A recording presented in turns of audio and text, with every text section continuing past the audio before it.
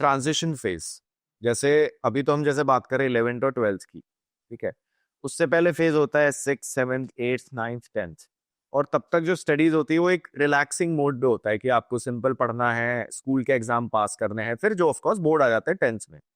लेकिन ये जो ट्रांजिशन होता है, ये कुछ लोगों को बहुत कठिन लगता है कि पहले तो पतली पतली किताबें थी, अब देखा यार अचानक, और खास करके जो लोग साइंस ले लेते हैं, अब तो मोटी मोटी किताबें आ गई, अब ये भी डाला जा रहा है, अच्छा अब तो आपको ये एग्जाम की तैयारी भी करनी है, फिर बोर्ड की तैयारी भी करनी है।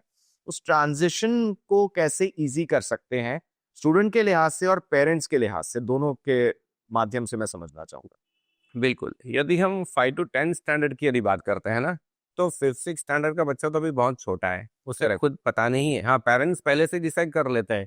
हमारे इंडियन कल्चर की यदि बात करें, तो हम पेरेंट्स के तौर पे देखें तो हम तो पहले से डिसाइड करें मेरे बच्चे को इंजीनियर बनाना है या डॉक्टर बनाना है। लेकिन बच्चा उसके लिए अभी भी प्रिपेयर्ड नहीं है। हाँ, 8th स्टैंडर्ड में आने से बच्चे की थोड़ी समझ यहाँ पर डेवलप हो जाएगी। उसे यदि नीट या जेईई देना है, डॉक्टर इंजीनियर बनना है, तो उस तरह से पेरेंट्स को उस तरह का उसे प्रिपरेशन करवाना ज़रूरी हो जाएगा। कहीं बर्डन देने की यहाँ पे ज़रूरत नहीं है। बहुत ही बेसिक चीज़ें हम पेरेंट्स को एडवाइस करते हैं कि बच्चा आपका जो साइंस पढ़ रहा है 8th 9th 10th स्टैंडर्ड में, उसमें फिजिक्स, केमिस्ट्री, बायोलॉजी के चैप्टर्स ऑलरेडी हैं। हम 10th स्टैंडर्ड तक साइंस बोलते हैं। हाँ, आईसीएसई बोर्ड की बात अलग है। उनका तो पहले से फिजिक्स, केमिस्ट्री, बायोलॉजी अलग हो जाता है।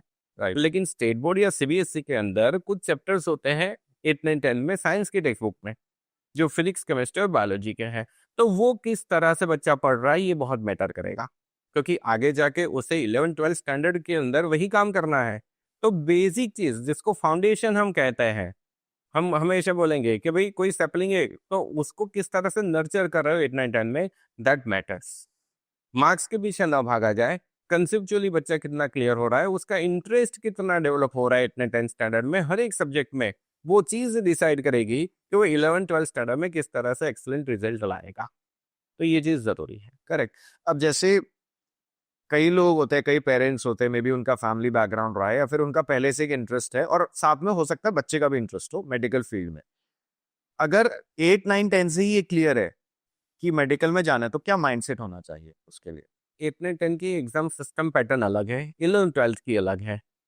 तो 11 12 की जो सिस्टम होती है एमसीक्यू सॉल्विंग, उसका बच्चे को किस तरह से एक्सपोजर मिला है, उतने कितनी इस तरह की प्रैक्टिस की है 3 साल तक, तो ये बहुत ही मायने रखेगा।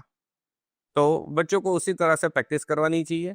हर एक सब्जेक्ट के लिए हम बोलते हैं कि भाई फिजिक्स, केमिस्ट्री, बायोलॉजी का टीचर भी जो बेसिक उसका सब्जेक्ट है, वही सब्जेक्ट वो टीचर पढ़ाए।